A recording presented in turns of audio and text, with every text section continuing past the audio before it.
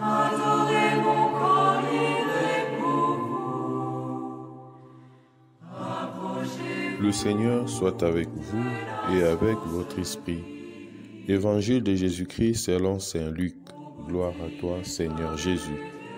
Luc, chapitre 4, du 1er au 13e verset. Après son baptême, Jésus, rempli de l'Esprit Saint, quitta les bords du Jourdain. Il fut conduit par l'Esprit à travers le désert, où pendant 40 jours, il fut mis à l'épreuve par le démon.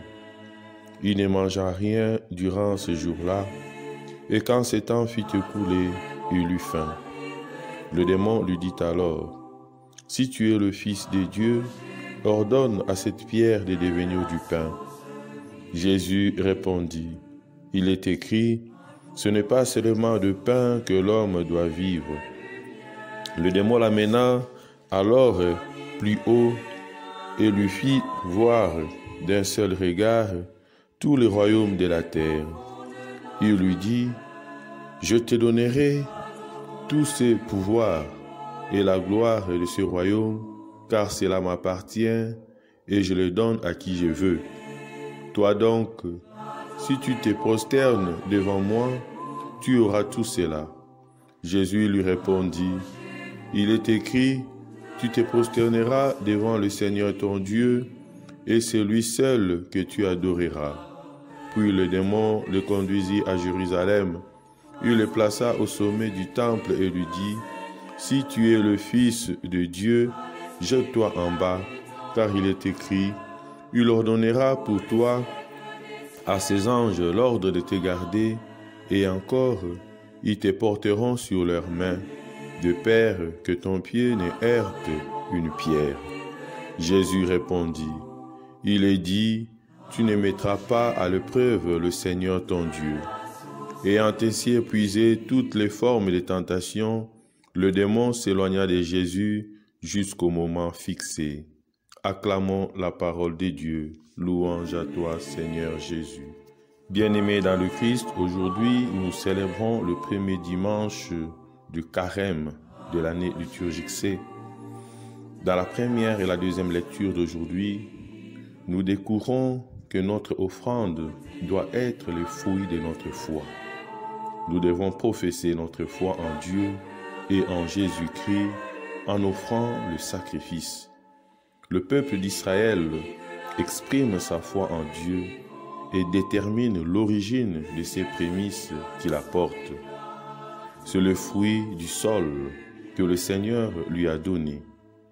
Pendant ce temps de carême, nous n'allons pas offrir au Seigneur les offrandes de mains sales, les fruits de nos vols, les fruits de notre prostitution, le fruit de notre malhonnêteté ou encore le fruit de notre corruption.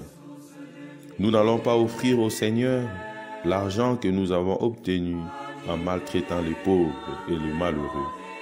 Nous allons offrir le fruit de grâce, le fruit de la pureté, le fruit d'amour. Jésus dit dans les évangiles, « Heureux le cœur pur, car ils verront Dieu. » Ayons un cœur pur et les mains propres. Moi je dirais aujourd'hui, « Heureux les mains propres, car leurs offrandes seront reçues du Seigneur. » La question que nous pouvons nous poser aujourd'hui, que faire pour avoir les mains propres? Pour avoir les mains propres, nous devons affirmer de notre bouche que Jésus est Seigneur et croire dans notre cœur que Dieu l'a ressuscité d'entre les morts. Avoir foi en Jésus, c'est éloigner la honte de nos activités, de notre vie. La vraie honte, c'est d'aller en enfer. Le seul moyen pour être sauvé est d'avoir foi en Jésus-Christ, faire la volonté de Dieu. Notre vie est remplie de tentations dans ce monde où l'on pense que pour réussir sa vie, il faut faire du mal aux autres. Voilà pourquoi nous devons nous laisser conduire par l'Esprit à travers ce temps de désert pour que malgré les tentations, nous puissions vaincre le mal.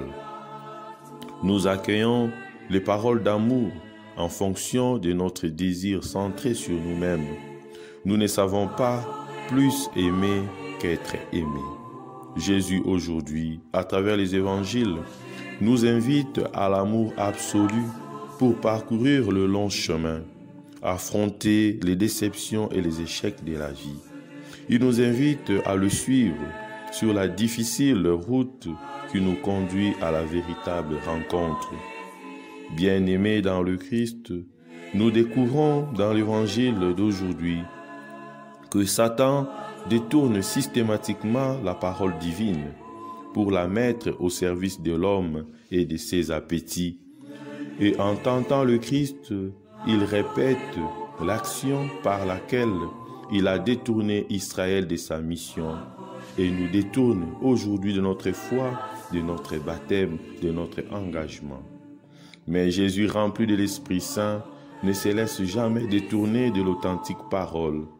Il n'utilise ni la démagogie, ni l'usage trop humain du pouvoir. Il nous engage sur le chemin du pur amour. Aujourd'hui, en ce premier dimanche de Carême, comprenons que toute la vie apparaît comme une dangereuse traversée de désert menant vers un état de bonheur dans la foi. Satan s'éloigne de nous en épuisant toutes les formes de tentation. C'est la prière et le jeûne qui peuvent réellement le chasser. Au milieu des difficultés, comprenons que Dieu est là. Au milieu des difficultés, sachons que Dieu est présent dans notre vie. Il répond aux prières instantes de ceux qui s'attachent à lui. Il les protège contre les ennemis menaçants.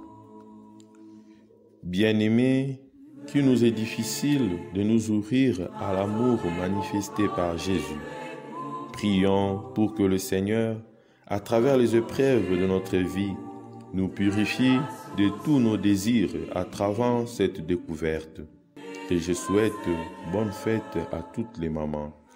Qu'elle soit vraiment le berceau de cet amour pur de notre humanité et résiste à toutes les tentations. Amen.